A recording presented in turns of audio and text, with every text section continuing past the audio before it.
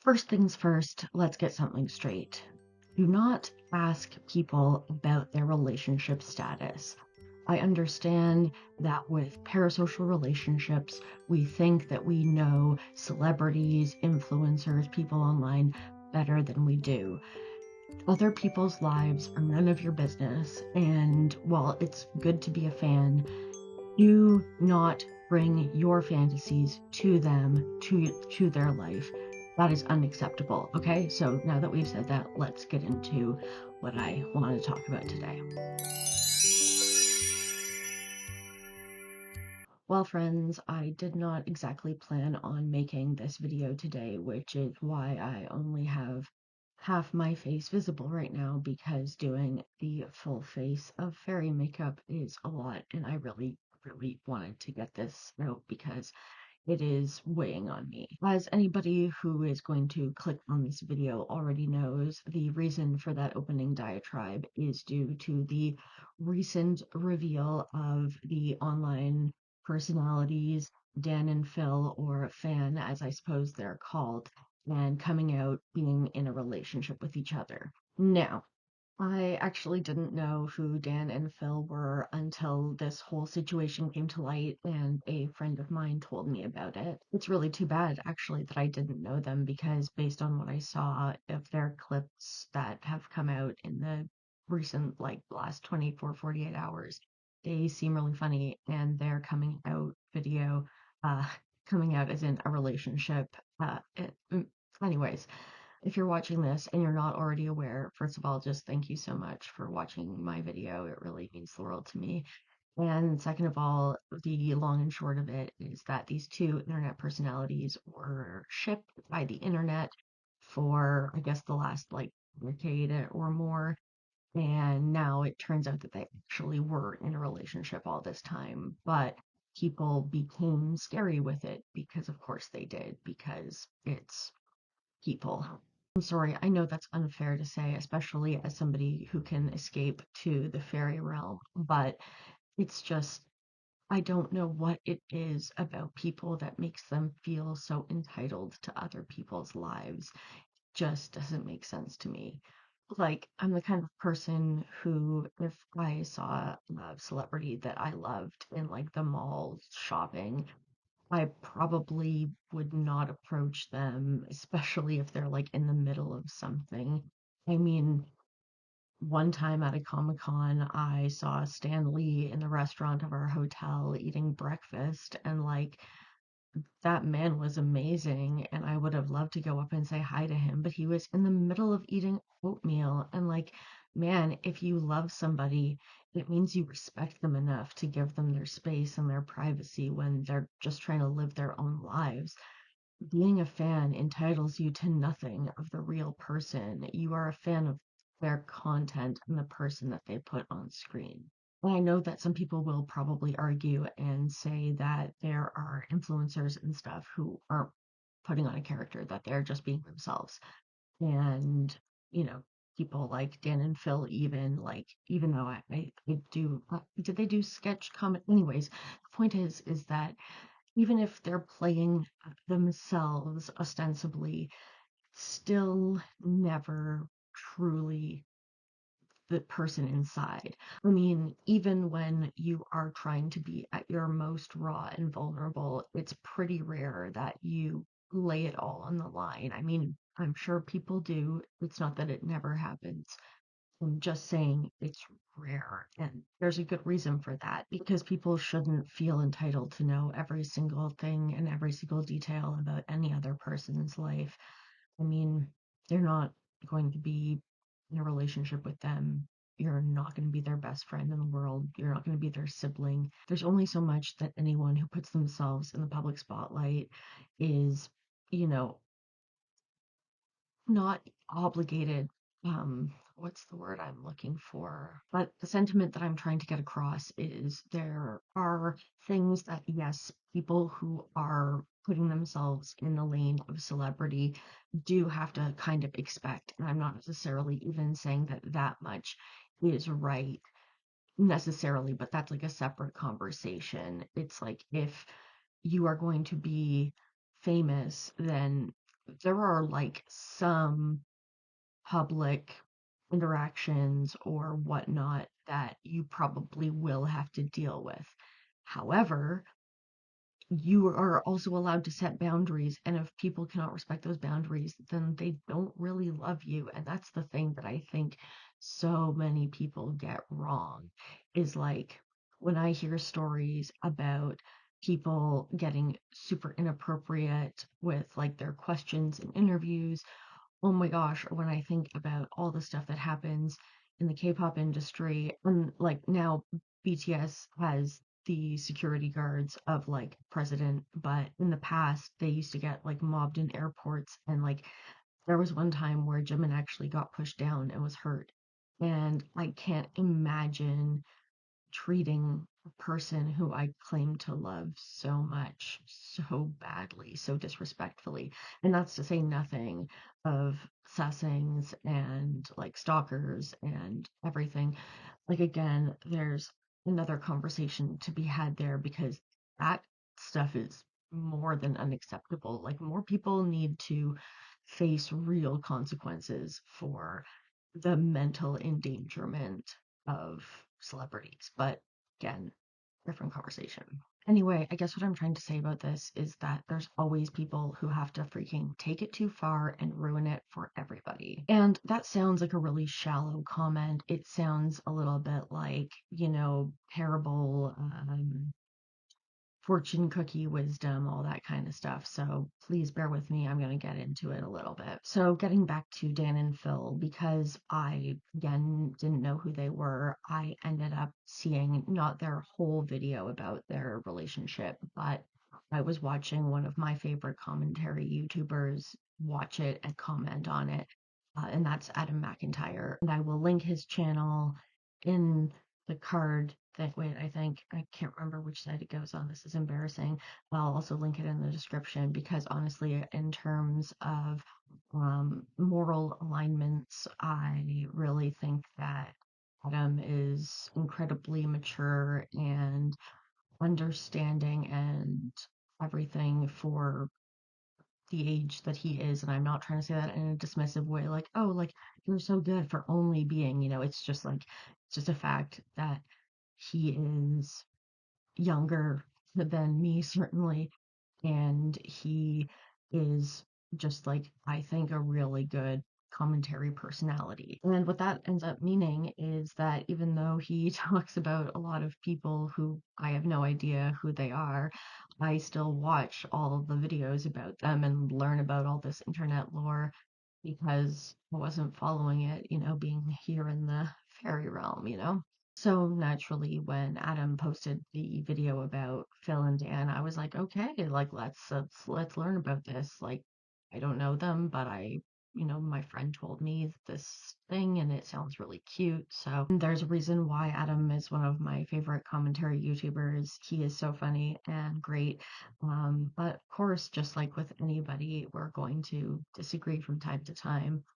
And there were some things in the video about Phil and Dan's relationship reveal that I disagreed with, and it was really, again, eating at me. And so I just wanted to talk about the nature of fandom and specifically fan fiction, and even more specifically than that, erotic fan fiction. I'm not going to put in like the clips of whatever Adam said because I'm not trying to have an argument. I'm not trying to dissect his video. I'm honestly just going to say my feelings that were provoked by some of the things that were said in his video that I felt, emotionally stirred by.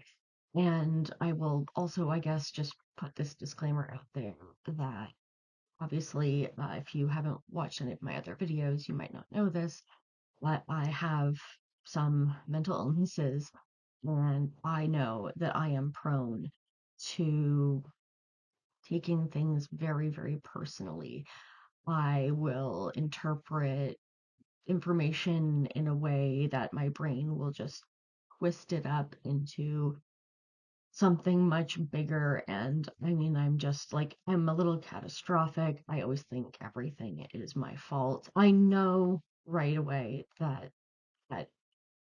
there was no attack on myself personally from Adam or from anyone else, I assume, who's doing this commentary on this because, like, who am I? So, one of the things that Adam was reacting to in Dan and Phil's video that got my hackles up was when they shared that they had broken the record on Tumblr for number of fan fictions. I think it was Tumblr, it may have been Wattpad, I'm not sure. In any case, they had broken a record for like potentially all fan fictions, at least certainly for like real life, like non-fictional people. And understandably, there were like tens of thousands of fics, so obviously Adam had a pretty intense reaction to that. It is jarring to understand how much fandom is out there when you don't have a good grasp of it. And so, as a person who knows how like specific things can get and has been to many conventions of all different sizes and types, it is unusual to somebody who is used to living kind of a muggle life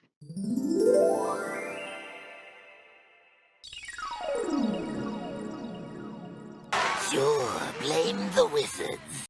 to realize just how deep fandom can go when people are passionate about something. And so I don't blame him for having that sort of like, oh my God reaction. That is totally fair. Then it sort of morphs into a little bit of a rant. And there were two key takeaways that I had that like were the things that I disagreed with.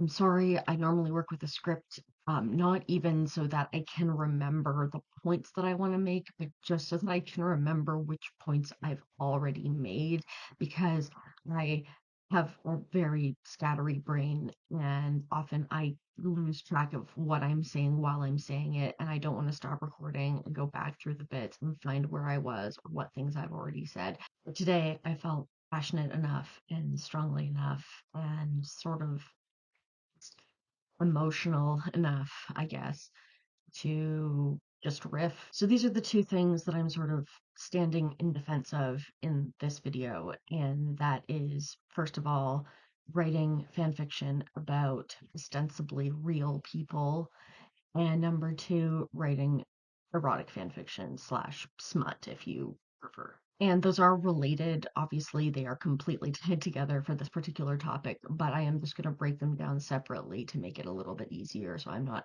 jumping all around. Number one, writing fan fiction about real people. So I'm not trying to be rude or, have some kind of attitude when I put those air quotes up. I'm doing it for a reason, and this is it. Um, Adam specifically brought up the K-pop fandom, which he is a part of. And if you are unaware, there is a lot of shipping in K-pop between boy groups and girl groups, between boys and boys, girls and girls, and lots of cross as well. And please don't click off the video because I'm not here to just be a defensive K-pop stan, okay? I actually have a point here. And that is to say that K-pop idols are not real people. Like, there are absolutely real people in there. Those are not the people who you see. So, yes, obviously, as you can tell by the shirt I'm wearing, the tattoos on my arms, and the last couple videos that had to do with K-pop, by coincidence, I promise, this isn't going to be the whole channel. I love BTS, and I love other groups too. BTS has been my ultimate for several years at this point. And yes, I have written BTS fan fiction. But here's again the line is that when I am writing that fan fiction, I don't think I'm writing fan fiction about the real Kim Namjoon or the real Jung Ho Suk. I'm writing fan fiction about the personas that they portray to us because those are fictional characters. And frankly, I don't see how that's any different than writing fan fiction about any fictional character that's portrayed by a real actor. Look, it boils down to this. The person on the camera is not a real person. Even for something as simple as myself or like other YouTubers who do this sort of thing is like, do you know how many times I've had to cut and start over because I was using a weird camera voice? And I just really try to sound as natural as possible unless I'm doing like a role play thing. But it's like, and it still comes through sometimes. It like as soon as the camera hits you, you change. You do. Even reality stars, Big Brother people, like yes, even K-pop stars, I will agree that many of them do let like aspects of their personalities, their real personality bleed through, and some are more or less private. And that is to them. But what will not stand is thinking that the person is the character. Like, I'm really hoping that people are able to tell the difference between like a character and an actor, right? Like, people aren't going up to Chris Evans and Sebastian Stan and asking them to make out. I hope. I mean, probably there are people doing that. It makes me so freaking sad. The vast, vast, vast majority of like the Stucky fandom understands that Chris Evans and Sebastian Stan are not Steve Rogers and Bucky Barnes, you know what I mean? Saying that people who write fan fiction about like K-pop idols or other real life people are gross or there's something wrong with them. It's like, no, like we perfectly understand, perhaps even better than you do, that like these are characters. We are working with the characters. And as much as you understand that Chris Evans and Sebastian Stan, sorry, those are just the names that are in my head right now, are not Captain America and the Winter Soldier, I can understand that, like, you know, Jungkook and V are not Jung Jungkook and Kim Taeyong, the actual human beings, right? Let's have a little history lesson. I promise it'll be short and I swear it'll be interesting. There's six involved. A lot of you may not have given this much thought, but before the internet, it was obviously much, much harder to meet other fans and share things that you had created for your fandom. And in fact, all the earliest forms of what would eventually become fandom culture were all due to Star Trek and female Star Trek fans. Now, there was the very first magazine where you could share fan fiction and artwork, including erotic artwork. And this was a physical print magazine that you could buy, and it was produced when the original Star Trek was airing in like the 1960s and like into the 70s.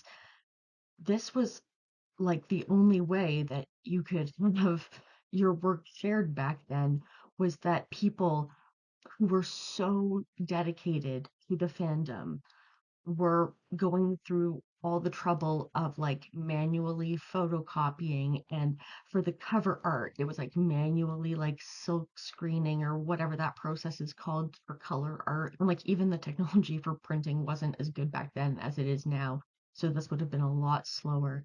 And this was the first like major fandom project, especially that included, like I said, fan art and fan fiction that was erotic. And oh, that cover art, I was mentioning that you had to go to all that trouble to screen onto the cover. Yeah, it was a Captain Kirk giving it to. Yeah, you heard me right. That is absolutely a true story. So, as you can tell, fan fiction and fan art that is erotic is literally nothing new. It did not start with K-pop, it did not start with modern fandoms. This has been a thing forever. Sorry, I'm getting a little bit passionate, I know, and part of the reason I'm getting worked up is because people really, really hate women. But I think that, like, as a society, it is so ingrained, it is internalized misogyny that, like, women liking things. First of all, everybody hates when women like things, especially like teen girls. Oh my God, heaven forbid teen girls like something. It will be the laughing stock of everything for the next 20 years. And more than that, people really hate when women enjoy something and it is something that has an expression of female sexuality, especially if it doesn't conform to what their idea of female sexuality should always look like. There's actually a fantastic quote from the Folding Ideas channel, Defense of 50 Shades of Grey videos, and I think I'll just put the clip in. I was actually going to use this quote in another video, and I guess I'll just take it out of that one. But basically, it's about how Twilight and subsequently 50 Shades of Grey, importantly, were sort of these subversive acts of defiance for women, where even if 50 Shades of Grey was badly written, and boy, is it badly written, even if you didn't particularly like bondage dynamics, it was a way to sort of show ownership of female sexuality that did not conform. A huge chunk of the backlash to 50 Shades stemmed from and manifested as rampant misogyny and an assault on the public visibility of female sexuality and sexual agency, with many people using legitimate criticism as a springboard to mock mommy porn and the very idea of women finding anything erotic if it didn't conform to strict male-centric ideas of feminine sexuality. In this context, it's not even weird to consider that a certain component of 50 Shades' success can be attributed to a collective political act of defiance, women publicly embracing the book not for its quality or even because it suited their tastes, but because of what its success represents in a culture that generally sees pornography for women as both setup and punchline. So what does all that have to do with Phil and Dan and Adam McIntyre? Well, this actually leads nicely into my second point, which is the entire nature of erotic fiction, especially erotic fan fiction or smut or what have you. Again, I'm not going to put in any clips because I'm really not trying to throw somebody under the bus. I'm just telling you the catalyst for my reaction so that you have some context. Um, at the point where Adam was reacting to the number of fan fictions, he looked in the camera and like paused the video and was basically like, I can't understand this. Why people like this smut fan fiction? Like, what would make you write this? And it was a little angry, I thought. And like, I understand that, he's feeling defensive of Dan and Phil for a different reason. I'm sure that there are feelings, being a gay man, seeing this gay couple like come out after having to hide it for so many years. Like there's stuff there that I can't possibly comprehend. However, I do think that it was sort of Alice to be like, why would anybody enjoy writing this? Or why do people do this? Or, what's wrong with people? What is wrong with people? And it's like, there's nothing wrong with people, okay? It's not just that. It's also most erotic fiction, most fan fiction, and most erotic fan fiction in general. This is sweeping brushes here, so please don't take offense. It's all created by women, mostly. Again, not all, sorry, mostly created by women. And so it's hard not to see the misogyny in a man complaining about how could anybody like this and what is wrong with you, when it's like just because men consume sexual material differently, they process sexual arousal differently. I don't know how many studies or surveys or whatever we need to show people that display that women consume pornography in literature form and in story form, and there are lots of excellent websites dedicated to that kind of stuff. And I think it's incredibly unfair and, you know, it's just rude to say something like that when, like, just because you don't like it, there's something wrong with people who do. I don't care for that. mentality. It's honestly the first time I've ever really felt this way about anything Adam has said. And I honestly, again, do not think he is a misogynist. Not at all.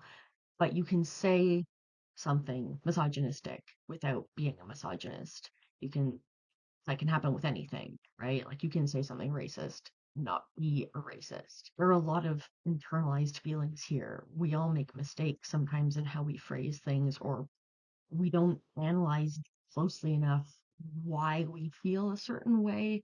Because, like, if you try to ask, like, a normal, non fandom related man in your life, like a dad who's, coaching the soccer team and who drinks beer and watches the game, like that's great. Like I love that life for you if you're happy and everything. But like, do you think he could articulate why he doesn't like 50 Shades of Grey?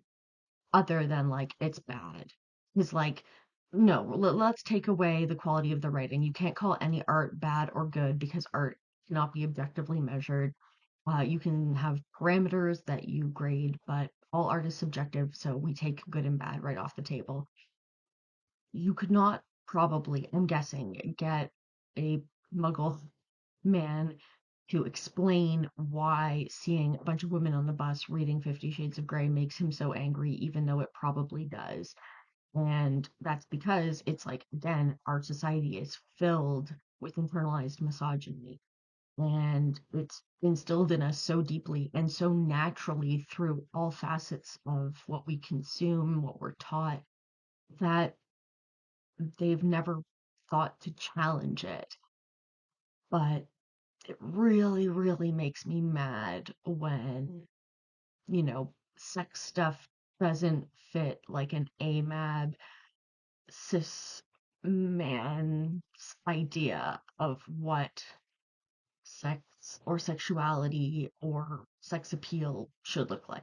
So I'd like to wrap this up by going back to what I said at the very beginning of the video, which is do not ask or bring this stuff to actual people. Just like it would have been inappropriate and ridiculous for a teenage girl back then in the 1960s to take a copy of that dirty fan art and hand it to William Shatner or Leonard Nimoy and be like, are you guys gonna date? Like, it is equally exactly as inappropriate to do that to like members of a K-pop group or influencers you like or anyone. Honestly, it is not okay to take your own fantasies and bring them into the real world just because it's something that you like the idea of. It is absolutely sickening and gross to hear about the stuff that Dan and Phil had to go through in their tumultuous time of being stalked and people trying to confirm that they were in a relationship. And I have sadly also seen videos of people doing similar things to K-pop idols. They go up to them at fan meets and say like, "Oh, are you and, your fellow member together? Like, when are you gonna get together?" And like they laugh it off because they're professionals. But like, no, no. And as mad as I'm sure all those Dan and Phil fans, the real fans, are mad at the people who like stalked them, real fans of like K-pop idols also get really mad at people who take it too far and do stuff like taking, the freaking fantasies to them.